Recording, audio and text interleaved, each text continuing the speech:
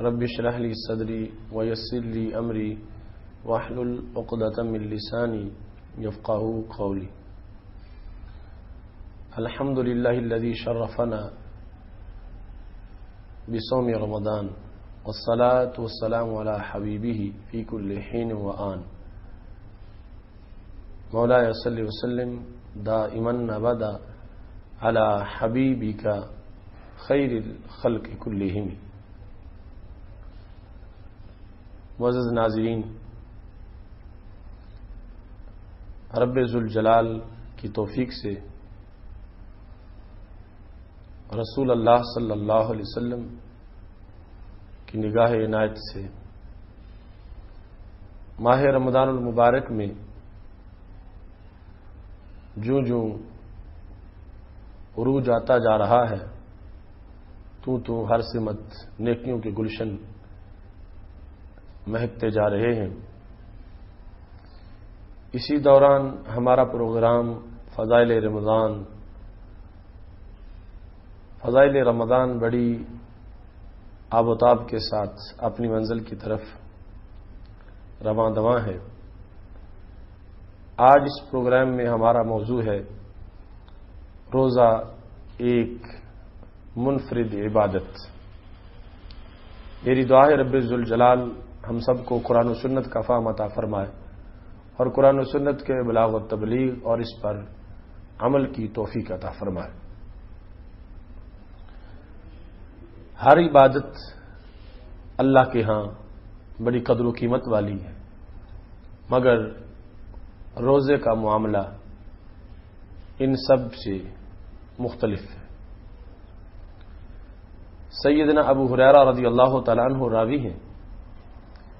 اور یہ حدیث شریف بخاری و مسلم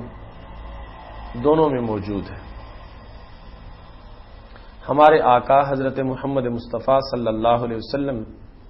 نے ارشاد فرمایا ہے کل عمل ابن آدم یضاعف. ابن آدم کا ہر عمل اللہ کے ہاں اس کو پروان چڑھایا جاتا ہے، اس کی قدر و قیمت ہوتی ہے، اس کو رب ذوالجلال نشو و نما دیتا ہے. الحسنۃ بعشر امثالها. رب ذوالجلال ایک نیکی کو اس کی مثل 10 اور میں تبدیل کر دیتا ہے. مثلا 1 11 بن جاتی ہے. الی 700 ضعف. یہ سلسلہ بڑھوتری کا اور اضافے کا 700 تک چلا جاتا ہے. یعنی ایک نیکی رب ذوالجلال کے ہاں 700 نیکیوں میں بدل جاتی ہے. اور یہ بھی کوئی آخری حد نہیں، اس سے بھی اضافہ ہو سکتا ہے. جس وقت رسول اللہ صلی اللہ علیہ وسلم نے یہ بیان کیا کہ ایک نیکی کو اللہ تعالیٰ کے ہاں 700 میں تبدیل کیا جاتا ہے تو فرمانے لگے قال اللہ تعالی الا الصوم. اللہ تعالیٰ نے کہا باقی سب میں تو یہی دستور ہے کہ ایک نیکی 11 سے 700 تک اس میں اضافہ ہوتا ہے، مگر روزہ فإنہ لی وأنا أجزی بہ. یہ میرے لیے ہے اور اس کی جزا میں دیتا ہوں. مطلب یہ ہے کہ روزے کے اندر جو اضافہ ہوتا ہے اور روزے میں جو نشو و نما ہوتی ہے اسے ہر انسان سمجھ نہیں سکتا. اور اس کو 700 تک نہ سمجھنا کہ ایک روزہ 700 میں تبدیل کیا جاتا ہے، فرمایا یہ میرے لیے ہے اور اس کی جزا میں آپ دینے والا ہوں. اس مقام پر یہ بات بڑی قابل غور ہے کہ یہ وہ حدیث شریف ہے جس کا آدھا حصہ حدیث نبوی ہے اور آدھا حصہ حدیث قدسی ہے. یعنی پہلے رسول اللہ صلی اللہ علیہ وسلم یہ خبر دے رہے ہیں کہ ایک نیکی 11 سے 700 تک اس میں اضافہ ہوتا ہے، اور ساتھ ہی فرمایا کہ رب ذوالجلال یہ فرماتا ہے کہ روزے کو ایسی نیکیوں میں شمار نہ کرو جو 11 سے 700 تک بڑھائی جاتی ہیں، بلکہ روزے کا مقام اپنا ہی ہے. انہ لی وانا اجزی بہ. فرمایا یہ میرے لیے ہے اور اس کی جزا میں آپ دیتا ہوں۔ یہاں پر چند سوالات ہیں۔ فَإِنَّهُ لِي، اس میں بھی ایک سوال ہے، وَأَنَا أَجْزِي بِهِ، اس میں بھی ایک سوال ہے، اور اس سے پتہ چلے گا کہ عبادات میں روزے کا مقام منفرد کتنا ہے اور کتنی انفرادیت روزے کو حاصل ہے۔ سوال یہ ہے کہ رب ذوالجلال فرماتا انہو لی، روزہ میرے لیے ہے، حالانکہ صرف روزہ ہی اس کے لیے نہیں، ہر بندگی اس کے لیے ہے۔ نمازی نماز پڑھ رہا ہے تو رب ذوالجلال کے لیے پڑھ رہا ہے، وہ سر سجدے میں رکھتا ہے تو مسجود رب ذوالجلال کو سمجھتا ہے، سجدہ اللہ کے لیے ہے، اور اگر کوئی زکوٰۃ ادا کر رہا ہے تو اللہ کے حکم پر ادا کر رہا ہے، حج کر رہا ہے تو اللہ کے لیے کر رہا ہے، جہاد کر رہا ہے تو اللہ کے لیے کر رہا ہے۔ سارے اعمال صالحہ شریعت مطہرہ میں جو ہے ان سب میں یہ بات طے شدہ ہے اور انڈرسٹوڈ ہے کہ یقیناً ہر نیکی، ہر عبادت وہ رب کی عبادت ہے، رب کے سوا کسی اور کی عبادت مسلمان نہیں کرتا۔ تو یہ کہنا روزے کو جدا کر کے کہ روزہ میرے لیے ہے، حالانکہ باقی ساری عبادتیں بھی اللہ کے لیے ہیں، تو اس کا کیا سبب ہے کہ رب ذوالجلال نے روزے کو اپنی طرف منسوب فرمایا؟ دوسرا سوال یہ ہے کہ خالق کائنات فرماتا انا اجزی بھی، اس کی جزا میں دیتا ہوں، یعنی روزے کا ثواب میں دیتا ہوں۔ جو میرے لیے روزہ رکھتا ہے، یادع شہوتہ وطعامہ من اجلی، کہ روزے دار اپنی شہوت کو اور کھانے کو میرے لیے چھوڑ دیتا ہے۔ رب ذوالجلال فرماتا ہے کہ روزے کی جزا میں دیتا ہوں، حالانکہ ہر نیک کام کی جزا اللہ دیتا ہے، اللہ کے سوا کون جزا دے سکتا ہے؟ خالق کائنات ہی ثواب عطا فرمانے والا ہے، نماز کا ثواب بھی وہی دیتا ہے، حج کا ثواب بھی وہی دیتا ہے، زکوٰۃ دینے کا ثواب بھی وہی دیتا ہے، جہاد کرنے کا ثواب بھی وہی دیتا ہے، پڑھنے پڑھانے کا ثواب بھی وہی دیتا ہے، ہر چیز، ہر نیک عمل کا ثواب دیتا ہی وہ ہے، تو یہ کیوں کہتا ہے وانا اجزی بھی، روزے کی جزا میں دیتا ہوں؟ یہ دونوں سوالات جو ہیں ان کی تشریح سے یہ بات ثابت ہوگی کہ رب ذوالجلال نے ان کے جوابات کو سننے سے یہ پتہ چلے گا کہ اللہ تعالیٰ نے روزے کو کیا انفرادی حیثیت عطا فرمائی ہے۔ جہاں تک پہلا سوال ہے کہ رب ذوالجلال فرماتا ہے روزہ میرے لیے ہے، سوال یہ تھا کہ ہر بندگی اللہ کے لیے، تو اس کا جواب یہ ہے، پہلا جواب کہ اگرچہ ہر بندگی اللہ کے لیے ہے، مگر روزہ اللہ کی تمام عبادات میں سے جو اللہ کی جاتی ہیں منفرد ہے، اس واسطے کہ باقی جتنی عبادات ہیں وہ کسی نہ کسی دور میں کسی جھوٹے معبود کی گئی ہیں، مگر روزہ ایسی عبادت ہے کہ کبھی جھوٹے معبود کے لیے روزہ نہیں رکھا گیا، روزہ جب بھی رکھا گیا تو رب ذوالجلال کے لیے رکھا گیا۔ مثلا معبودان باطلہ جو ہیں ان کو لوگوں نے سجدے کیے، بتوں کے گرد لوگوں نے طواف کیے، بتوں کے لیے لوگوں نے چڑھاوے چڑھائے، یعنی ایک صدقہ کرنے کا جو انداز ہے۔ تو یہ جو مختلف قسم کی صورتیں تھیں جن میں ان کو معبود سمجھ کے ان کے نام، ان کی رضا کے حصول کے لیے چڑھاوے چڑھائے جاتے تھے یا سجدے کیے جاتے تھے، طواف کیے جاتے تھے، تو یہ عبادتیں ادھر اللہ کے لیے ہے، اور کسی نہ کسی زمانے میں کچھ وقت کے لیے معبودان باطلہ کے لیے بھی ایسا ہوتا رہا، مگر روزہ ایسا منفرد مقام رکھتا ہے کہ کبھی بھی معبود باطل کے لیے روزہ کسی نے نہیں رکھا۔ جھوٹے خداؤں کے جھوٹے پجاری اپنے خداؤں کو سجدے تو کرتے رہے، طواف کرتے رہے، مگر روزہ کبھی بھی جھوٹے خدا کے لیے نہیں رکھا گیا، چونکہ روزہ بچا رہا اس سے کہ یہ جھوٹے کے لیے رکھا جائے، ہمیشہ سچے رب کے لیے روزہ رکھا گیا ہے۔ تو اس واسطے خالق کائنات جل جلالہ نے روزے کو اپنی طرف منسوب فرمایا ہے۔ یہاں یہ بات ذہن میں رکھنی چاہیے کہ کچھ جو ادیان باطلہ ہیں ان میں روزے کا تصور پایا جاتا ہے۔ کوئی شخص یہ سوال نہ کرے کہ ان کے ہاں بھی روزہ ہے، مثال کے طور پر بدھ مت میں ایک روزے کا تصور ہے، تو تم کہہ رہے ہو کہ روزہ صرف اللہ کے لیے رکھا گیا اور کسی کے لیے نہیں رکھا گیا۔ تو یہ بات قابل غور ہے کہ اگرچہ کچھ ادیان باطلہ میں روزے کا تصور رہا، مگر وہ تصور اس لیے نہیں تھا کہ کسی معبود کی رضا کو حاصل کیا جائے اور کسی معبود کے لیے رکھا جائے۔ وہ ان کے ہاں روزہ جو کچھ لوگوں کے ہاں تھا وہ صرف بذام خیش ایک باطن کی صفائی کے لیے وہ ان کا ایک تجربہ تھا اور ایک کوشش تھی، اپنے من کی صفائی کے لیے جو بھی وہ سمجھتے تھے، اگرچہ اس کا حقیقت سے تعلق نہیں تھا، تو انہوں نے اپنے آپ اور باطن کی صفائی کے لیے تو روزہ رکھا ہے، مگر کسی اپنے معبود کے لیے روزہ نہیں رکھا۔ اس واسطے اگرچہ کچھ ادیان باطلہ میں اس کا تصور ہے، تو پھر بھی ہماری بات اپنی جگہ صحیح ہے کہ روزہ کبھی بھی معبود باطل کے لیے نہیں رکھا گیا۔ روزہ ہر دور میں اللہ کے بندوں نے اللہ کے لیے رکھا۔ اس واسطے باقی تمام عبادات میں سے خالق کائنات جل جلالہ نے اسے منفرد کر کے اپنی طرف منسوب کر لیا، فرمایا یہ میرا ہے اور میرے لیے ہے اور اس کی جزا میں دینے والا ہوں۔ دوسرے نمبر پر رب ذوالجلال نے جو روزے کو اپنی طرف منسوب کیا، تو اس کا سبب یہ ہے کہ خالق کائنات جل جلالہ کو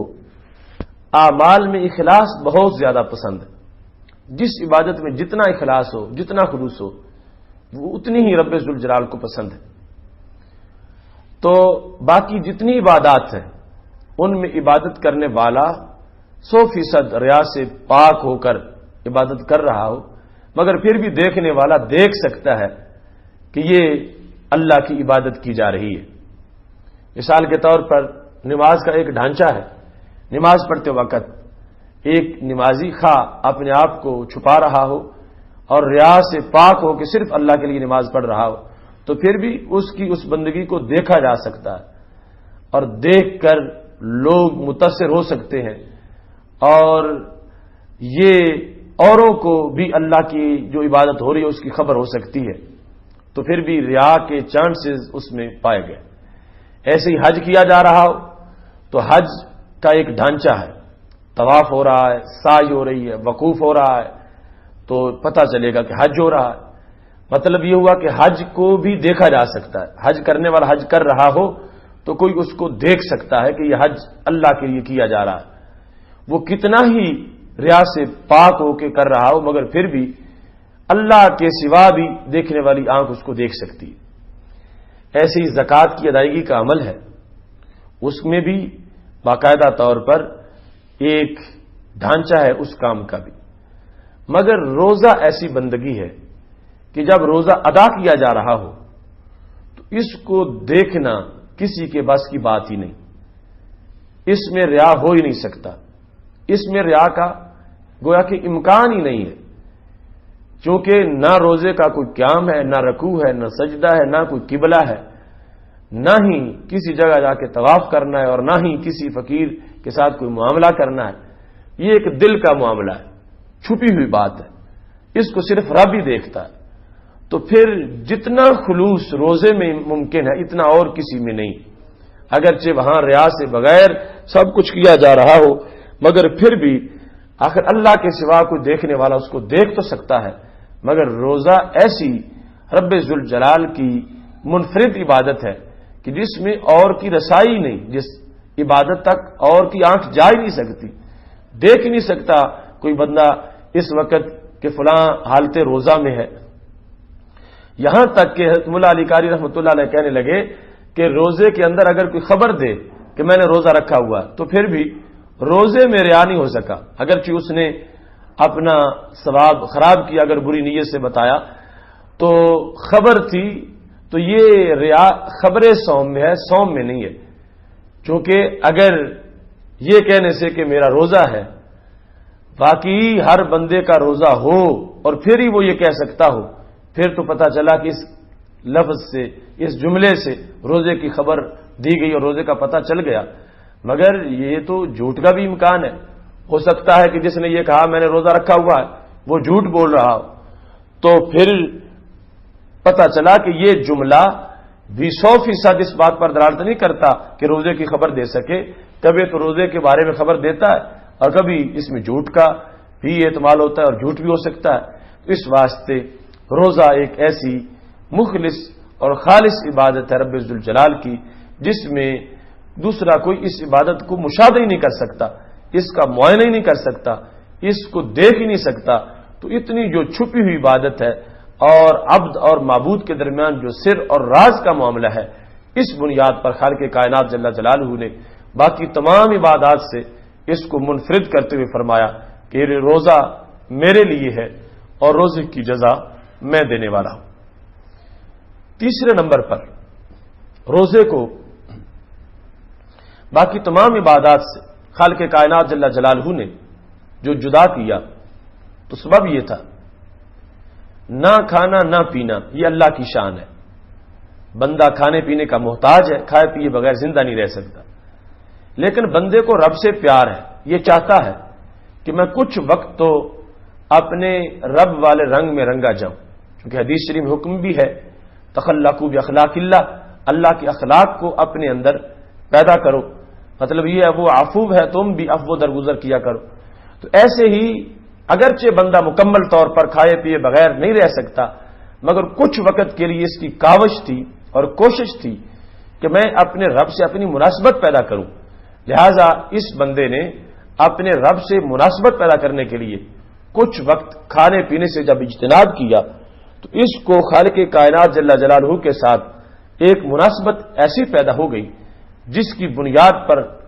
تمام عبادات میں سے یہ عبادت بندے کو رب کے ساتھ جب مناسب بنانے لگی اور ایک مناسبت اس سے پیدا ہوئی تو خالق کائنات جل جلالہ نے یہ فرما دیا کہ روزہ میرے لیے ہے اور اس کی جزا میں دینے والا ہوں۔ چوتھے نمبر پر اس کا جواب یہ ہے، ایک ہے اضافت تشریف۔ اضافت تشریف کا مطلب یہ ہوتا ہے کہ کسی چیز کو کسی کی طرف منسوب کرنا تاکہ شرف ظاہر ہو جائے، یعنی ادنا کو اعلیٰ کی طرف منسوب کرنا تاکہ جب نسبت آ جائے تو نسبت کی وجہ سے اس چیز کا شرف اور وقار ظاہر ہو جائے۔ مثال کے طور پر یہ پوری زمین اللہ کی ہے، لہو ملک السماوات والارض، سارا ملک اس کا ہے، زمین کا چپا چپا اس کا ہے، ہر جگہ جو کچھ موجود ہے اس کا ہے، ہر گھر اس کا ہے، مگر بیت اللہ ایک خاص گھر کو کہا جاتا ہے اللہ کا گھر، حالانکہ ملک تو اس کا ہے پوری کائنات پر۔ اب یہ گھر ہے، کوئی زید کا گھر ہے، کوئی عمر کا گھر ہے، کوئی بکر کا گھر ہے، ان کو بیت اللہ نہیں کہا جاتا، حالانکہ ملک اسی کا ہے، لیکن ایک گھر ہے جس کو بیت اللہ کہا جاتا ہے۔ تو اب جب اس کو بیت اللہ کہا گیا تو اس کا یہ مطلب نہیں تھا کہ باقی گھر اللہ کے نہیں اور وہ اللہ کے ملک میں نہیں، بیت اللہ کہنے سے مطلب تھا تشریف کو ظاہر کرنا، کہ اس بیت کو اللہ کی طرف منسوب کیا گیا تاکہ یہ واضح کر دیا جائے کہ جو انوار و تجلیات رب ذوالجلال کے اس گھر پہ برستے ہیں وہ اور کسی گھر پہ نہیں برستے۔ تو خالق کائنات جل جلالہ نے یہاں پر بھی اگرچہ ہر عبادت اللہ کی ہے مگر روزے کو اپنی طرف منسوب کیا تو اس سے یہ مقصد نہیں تھا کہ دوسری عبادتیں اللہ کی نہیں، صرف اس کی عظمت کو ظاہر کرنا مقصود تھا اور اس کی شرافت کو ظاہر کرنا مقصود تھا کہ جتنا قرب رب ذوالجلال نے اس عبادت کو بخشا ہے اور اس عبادت کرنے والوں کو بخشا ہے وہ کہیں اور موجود نہیں ہے۔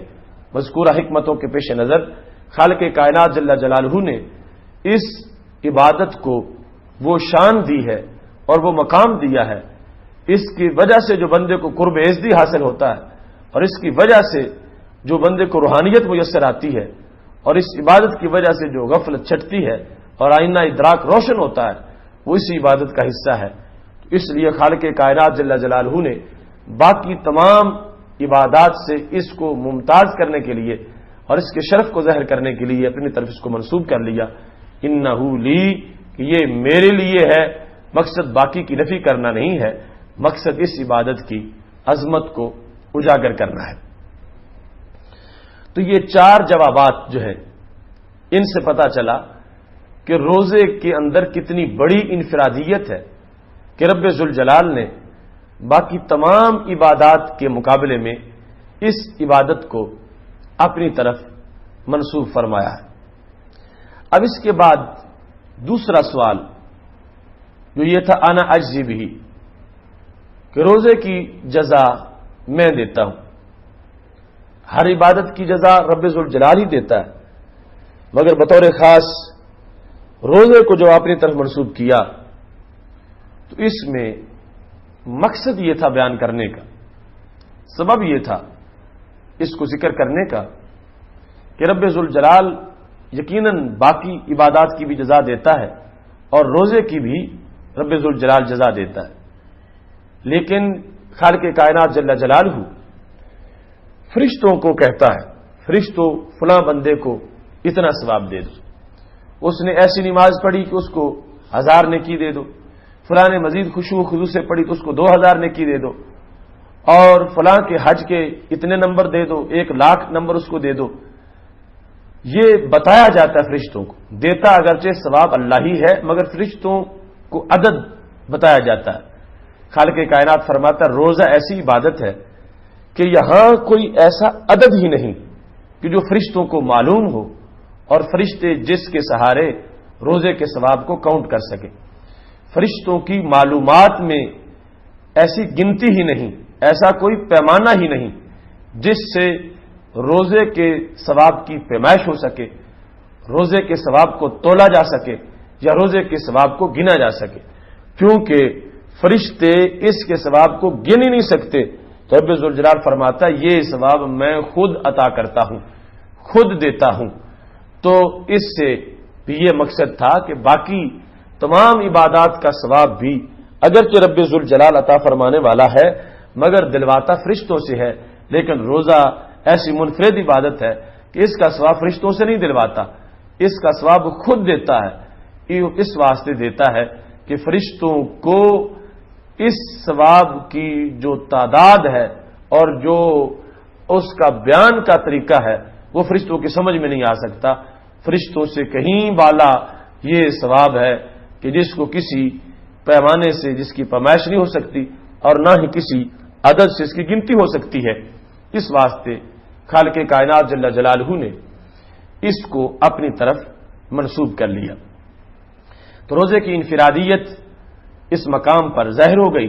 کہ فرمایا روزہ میرے لیے ہے اور اس کی جزا میں دیتا ہوں۔ اور بعد نے اس کو پڑھا آنا اجزا بھی، کہ اس کی جزا میں خود دیا گیا ہوں، مطلب کیا ہے کہ روزہ میرے لیے ہے، اس کی جزا میں آپ ہوں۔ تو یہ بھی بہت بڑی بات ہے اگر اس کو آنا اجزا بھی پڑھا جائے کہ رب ذوالجلال نے اپنے آپ کو روزے کی عظمت کو اجاگر کرنے کے لیے روزے کی جزا قرار دے دیا۔ تو روزہ ایسا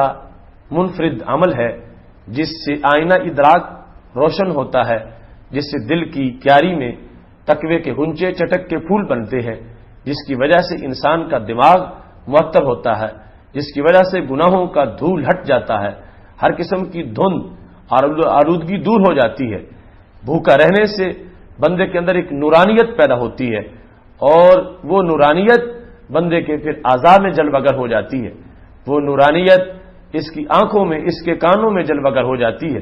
جس کی وجہ سے اس کے کان عام لوگوں سے کہیں زیادہ سننا شروع کر دیتے ہیں۔ اگر کوئی انسان کثرت صوم میں اپنی زندگی گزارتا ہے اور اس کے تقاضے پورے کرتا جاتا ہے، خالق کائنات جل جلالہ اسی انداز میں اس بندے کو نوازتا ہے اور اس انداز سے اس کی صلاحیتوں کے اندر خالق کائنات جوبن پیدا کرتا ہے کہ مادہ پرستی والے تقاضے آہستہ آہستہ ختم ہوتے جاتے ہیں، بندے کے اندر تجرد آ جاتا ہے، روحانیت آ جاتی ہے اور نور آ جاتا ہے، جس نور کی وجہ سے اس کو خالق کائنات جل جلالہ ایک امتیاز دیتا ہے اپنے دربار کے اندر۔ معزز ناظرین، یہ ہے وہ عبادت جس کو خالق کائنات جل جلالہ نے باقی عبادات سے ممتاز کیا اور نماز، روزہ، نماز اور حج اور زکوٰۃ اور جہاد اور دیگر جو کار خیر ہیں اور اعمال صالحہ ہیں ان میں سے جدا کر کے اس کو بیان کیا کہ باقی نیکی ایک پر 11 کا ثواب، ایک پر 12 کا ثواب، ایک پر 30 کا ثواب، ایک پر 100 کا ثواب، یہاں تک کہ 700 تک اضافہ ہوتا جاتا ہے. مگر فرما روزے کو ایسا نہ سمجھنا، روزے کے معاملے میں ایسا انداز 700 تک یا 7 سے زیادہ قریب قریب اس طرح کا انداز جس کو گنا جائے، ایسا نہیں ہے. یہ ایسی نیکی ہے کہ جس کے اندر بندے نے خلوص زیادہ ظاہر کیا اور سب کچھ ہونے کے باوجود چھپ کے علیحدہ کمرے میں بھی اس نے اللہ کو موجود مانا اور اس نے صرف اس کے دیکھنے کی وجہ سے اپنے آپ کو کھانے پینے سے دور رکھا، اپنی شہوتوں سے بچا کے رکھا اور اپنے آپ کو لگام دی، خواہشات کو قدموں تلے رون ڈالا. تو رب ذوالجلال نے اس بنیاد پر اس عبادت کو منفرد مقام بھی بخشا ہے اور فرمایا یہ میرے لیے ہے اور میں ہی اس کی جزا دینے والا ہوں. یہ ہے روزہ ایک منفرد عبادت. میری دعا ہے رب ذوالجلال ہم سب کو اس منفرد عبادت کے اندر انفرادی مقام حاصل کرنے کی توفیق عطا فرمائے. وآخر دعوانا ان الحمد للہ رب العالمین.